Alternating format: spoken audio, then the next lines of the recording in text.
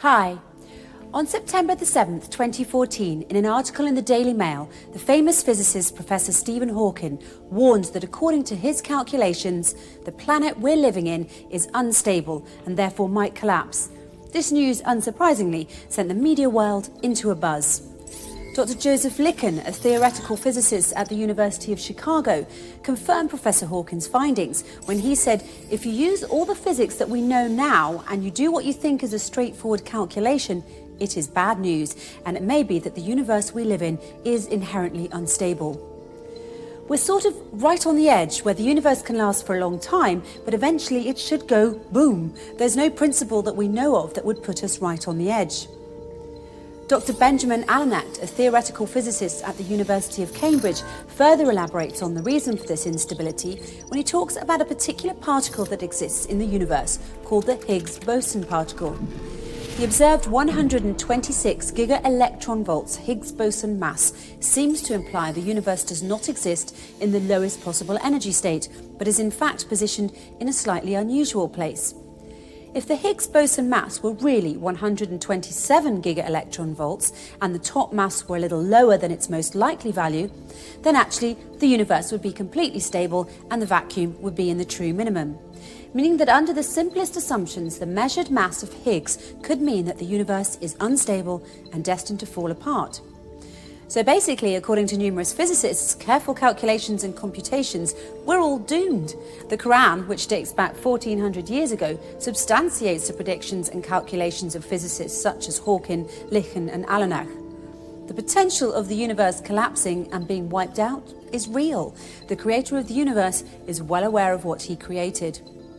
But it's not all bad news. The Quran then goes on to assure us that God prevents the universe from collapse when he writes in the Quran, God holds the heaven from falling on the earth.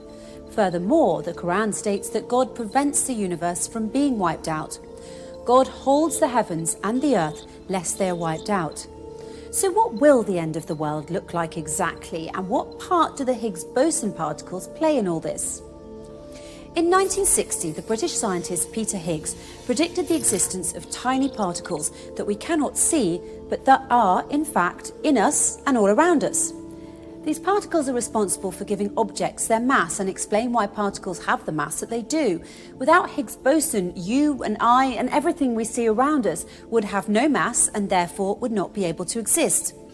The other physicists at that time also agreed with Mr. Higgs that this particle exists, as he had sound calculations to prove his theory, and they called these subatomic particles Higgs particles, after Peter Higgs.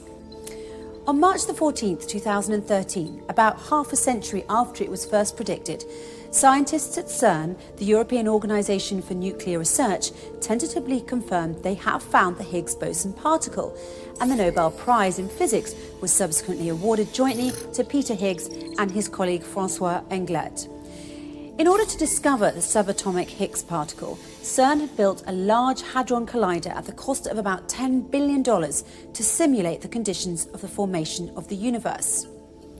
In 1993, a group of British physicists went to the UK Science Minister at the time, William Waldegrave, to ask if he could help fund the building of the Large Hadron Collider in order to help prove the existence of the Higgs particle.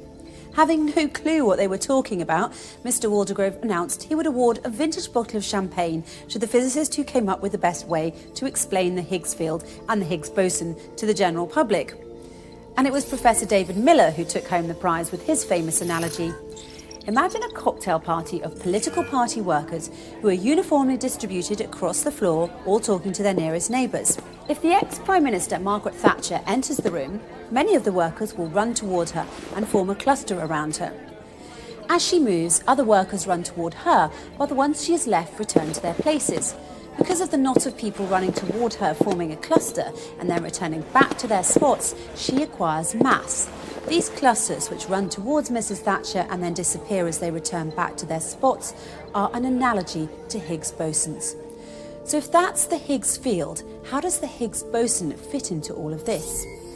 Let's pretend our crowd of partygoers is uniformly spread across the room. Now consider a rumour passing through our room full of people. Those near the door run to hear it first and cluster together to get the details. Then they return to their original spots and tell their neighbours, who then run and cluster together to hear it too. Then they return to their original spots and tell their next neighbours, and so on. The result will be a wave of clusters running across the room that disappear as soon as they run. These clusters are an analogy to Higgs bosons. So to summarise, Higgs boson is an elusive subatomic particle that we can't see, but can see how it gives particles substance or mass. It's essentially what gives shape, size and mass to everything that exists. But the problem is that the Higgs particle that the LHC had found possesses a mass of approximately 126 giga-electron volts. And this has made physicists rather nervous because they believe it should be 127. According to physicists such as StephenHawking, JosephLichen and Benjamin Alanach, this discrepancy could very well mean the collapse of the universe and everything in it, including you and I, as everything will become massless. And they are not alone in their assertions. In fact, the Quran also swears that this will take place when the world ends, when it says, "It is the day when people will be like scattered moths, and the mountains shall be as loosened wool." People like moths and mountains like wool sounds like mass loss to me. But there's something else too. In chapter 81 of the Quran, a chapter where God describes in detail the events of the end of the world, there are two particular verses that are of great interest to us and what we've just learned. "So verily I, God, swear by clusters you can't see, as soon as they run, they disappear." That's the English translation, but the words used in the original Arabic are more nuanced than a translation can express. Three words in particular that are used in this verse are khunes and al-jawari al-kunes. Khunes refers to something invisible, and al-jawari means something that is running. Al-kunes refers to something that disappears and returns back to its original spot. So if you put the three words together, we're talking about invisible clusters that run and that disappear almost as soon as they appear. Almost as soon as they start running, they stop and disappear. So what are these clusters that the Quran is describing? They're none other than the infamous and elusive Higgs boson particles, which explains why the end of the universe will come about not due to volcanic activity, meteor showers, or an asteroid hitting the Earth, as NASA claims. The universe will end due to mass loss.